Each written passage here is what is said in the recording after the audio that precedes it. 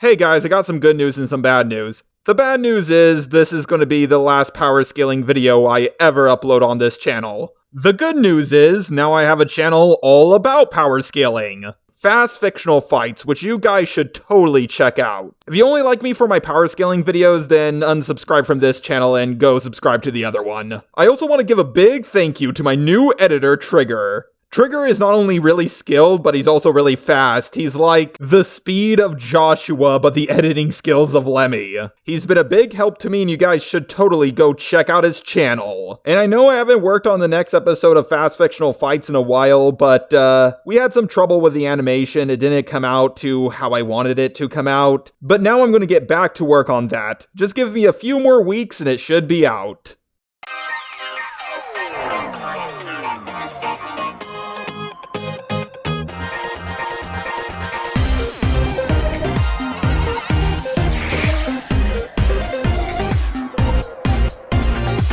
Today, in this video, I will be talking about none other than the one and only Sun Goku. No, not that Sun Goku. I mean the person he's based on, Sun Wukong, or as the Japanese call him, Sun Goku. Sun Wukong is infamous for his radical battles in heaven, and has recently become popular as people learn about just some of the wild exploits he's gotten up to. Animated by overly sarcastic productions, the character Sun Wukong is from The Journey to the West, a massive novel of nearly 1,500 pages and exactly 100 chapters. In this video, I'll be tackling the task of scaling this great ape and seeing just how powerful he truly is. I'll first have to point out before I get started that I won't be directly scaling him to Buddhism or Taoism. I'll be treating the book as its own separate story to keep things smoother. Right now my friend Yogg is embarking on a quest to power scale both Taoism and Buddhism. But if I included all of that in just this video, well, that's too much power for just one video. Now then, let's get right into it.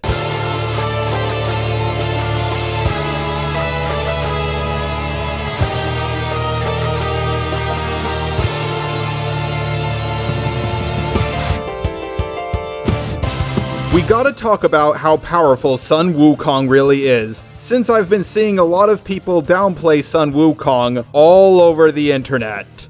First, I'll talk about his pre-Buddha form, and then I'll talk about his Buddha of victorious fighting form. Yes, that's really its name. Translations are weird. Before he became a Buddha, and was just a simple stone monkey, Wukong possessed power the moment he was born, shooting lasers out of his eyes that reached the heavens, all the way to the Jade Emperor's palace. This is indeed impressive for his first action, as heaven and the earth are divided by the Silver Way, or as we know it, the Milky Way galaxy. However, some people believe that the Silver Way was in fact infinite in size. If you doubt this proves that Sun Wukong has infinite power, then that's fine. I have many more examples I can use. Later, during the Great War in Heaven, Wukong not only defeats beings of legendary status in the Chinese pantheon, but he fought 30 constellations.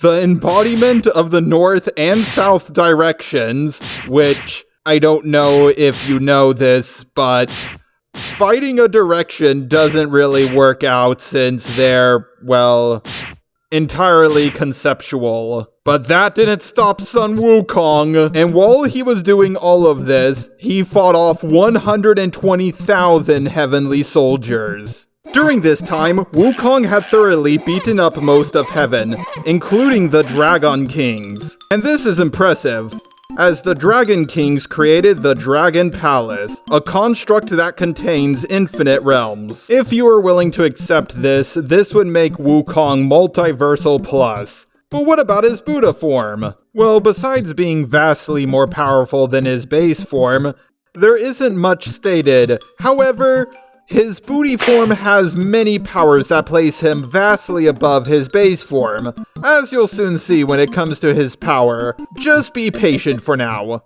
So, we've established how powerful Sun Wukong is, but how fast is he? Well, he's fast enough to fight 30 constellations at once, which some would say makes him massively FTL+, but whether you agree with that or not, it doesn't matter because he has much more greater feats than that. In a famous bet against the Buddha, he jumped all the way to the end of the universe, in a single jump.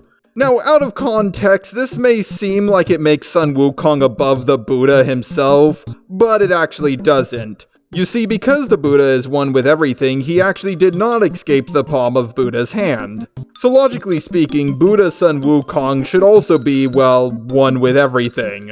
But back to base form Sun Wukong, just how durable is he? Well, besides fighting off conceptual beings such as the cardinal directions, and being able to jump to the edge of the universe, I think you can already guess that he's going to be pretty durable. During his early adventures, he gained 5 different types of immortality. First of all, he has Taoist immortality.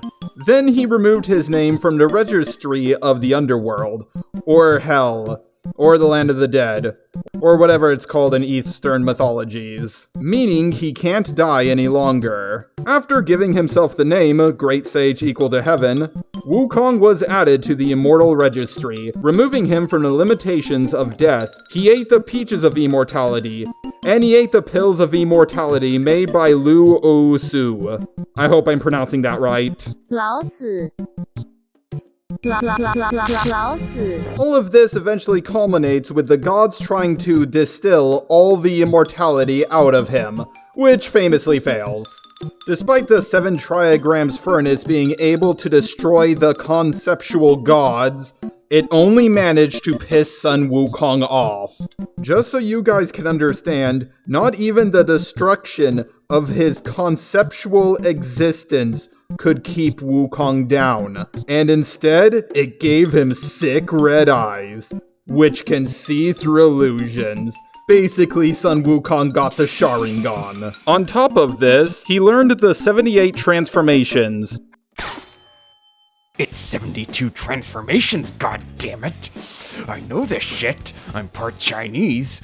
Don't you dare disgrace my monkey god with your feeble robot brain! Lao Tzu! However, this later became infinite transformations, meaning he can transform into anything, even the man who killed Jeffrey Epstein. Ding ding ding ding ding ding ding!